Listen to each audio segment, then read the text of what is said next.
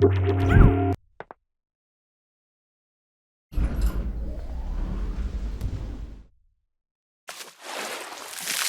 this video, I just want to go over some of the very basics of keyframes and setting keyframes in Lightwave, so that those of you who are, very new to animating in Lightwave, have the absolute basics of everything that you'll need. First of all, what is a keyframe? Well, basically a keyframe is a recording of an item's position and rotation and scale or whatever else at a specific point in time. As you lay out keyframes at different points in time, you can see here I've got a key at 0, another one at 14, and then another position here at 30. You obviously get animation and movement. In between keyframes, Lightwave will interpolate the position of the item. So here, keys 0 to 14 at halfway between, so key 7, then the item is basically halfway between its 0 key position and its 14 key position. Creating keyframes can be done in a couple of different ways. First of all, you've got, the good old auto key tool down here, which you can see that has different modes, and we'll see those specifically later. But when you are using auto key, you basically, have some point in time where there currently is no keyframe, and when you manipulate the object, a keyframe is automatically created for you. Otherwise, you can create a key using the Create Key button here, or alternatively, just hit Return. And that brings up the Create Motion Key dialog. Here, you can enter a frame number at which the key should be created. That always defaults to wherever your current playhead is. You can tell it what items you're keying, so the currently selected items, which works, of course, with multiple item selections. Current item only. No different when you've only got one item selected than selected items, but in a multi-selection it will refer to the most recently selected item. Basically whatever item is displayed here in the current item dialog. You can key the current item and all of its descendants, so everything below it in the hierarchy will be keyed, or you can just key absolutely everything. You can then choose which channels will actually receive keyframes. Keys have to be on individual channels, of course, but you don't have to have a key on every single channel. Perhaps you only want to key the position and you want to be able to, animate rotation separately. You could go keying your positions off first, then come back in after, and you would have clean, empty rotation channels to be able to key onto. The key as well is always created for the object's current position, rotation, scale, whatever, at whichever keyframe is entered. So of course if I just do this, as it is at 70, then it will key where it is now at 70 at, keyframe 70. However, if I were to enter 20, then it's taken this position and it's keyed it back here at 20, you see, which as we can see has sort of overridden the in-between that was previously going on there, or overrided the interpolation by inserting another keyframe. This is a quick, simple way to be able to copy keys between things, or copy poses rather. So if I've got this pose here at frame 14 and I want that copied out to frame 70, then I can just come to 14, hit Create Key, enter 70, and I now get that same pose keyed in over here. If you want to remove keys, then you can do that very simply. You just go to the specific keyframe and hit the Delete Key button here, or just hit the Delete Key on your keyboard, and once again you get a very similar dialog to Create Key, where you can choose which key you're deleting, which items it's for, and which channels you want the key deleted on, or deleted from, I should say. One thing that's important about keys are holds. So let's say that, up until frame 20 I wanted my camera to come to here, and then I wanted it to hang around for a few frames before, of course, moving again by frame 60 to here. We notice, of course, that it is not hanging round for a few frames. It moves immediately after 20. What you have to do if you want it to stay in position for a certain period of time is insert what we commonly refer to as a hold key. So let's say I wanted it to hold till frame 30. I could just come to frame 20 here, create a key at 30 for that position, and we see that it now holds its position between frames 20 and 30 and then only starts moving after frame 30. Another thing that catches a lot of animators by surprise is actually what happens at this in-between point.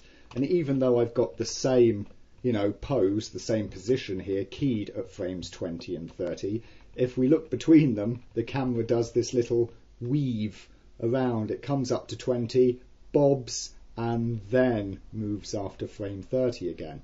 This is also commonly seen when people are keying things, and completely new to it all, and maybe they want something to hold still until frame 20 here at the very beginning. And look, that's all nice, it's perfectly still, nothing's happening there.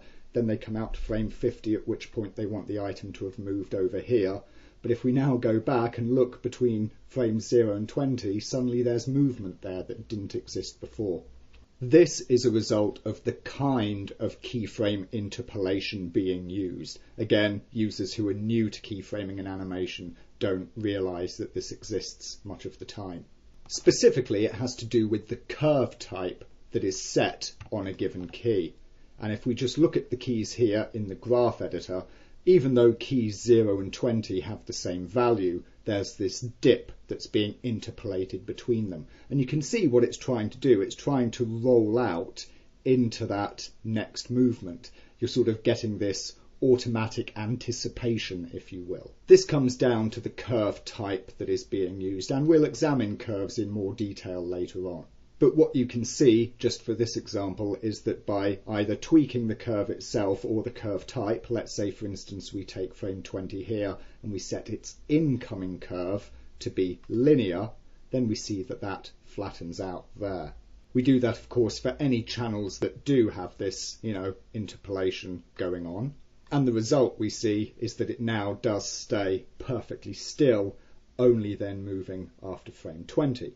The last thing to understand about keyframes, which is actually a very important thing, is that they are recorded not in terms of frames, but in terms of time. So for instance here we are using 24 frames per second. If I come out to frame 24 and I create a keyframe here, that means that I have a keyframe not at frame 24, I have it at exactly 1.0 seconds. Consequently, if I now come and I change my frames per second after having keyframed something, say to 30, we notice that the keyframe position jumps. It's no longer at frame 24, it is now at frame 30. What this means is that your stored keyframes are frame rate independent. They are only dependent on time. Therefore, if you have keyframed an action over a certain amount of time, changing the frame rate itself will not change the position of the keyframes. It changes them in respect of our timeline here, which we see marked out in frames, but it is not changing them in respect of time. You'll notice, of course, that the frame slider label here, I can change from frame number to time in seconds. When I do that, we see, of course, that our keyframe is right there on 1 second. And now, changing my frame rate seems to be moving the key, but you'll notice actually my timeline here is changing as well. The key is still at 1 second. It would be if I were on an actual integer keyframe number like that. There we go. So 21 frames a second, it is still at 1 second, but at frame number 21. You can, of course, toggle whether the keys are visible or not in the time slider here. Pretty much always you do want them to be visible, but it is there should you happen to not for whatever reason.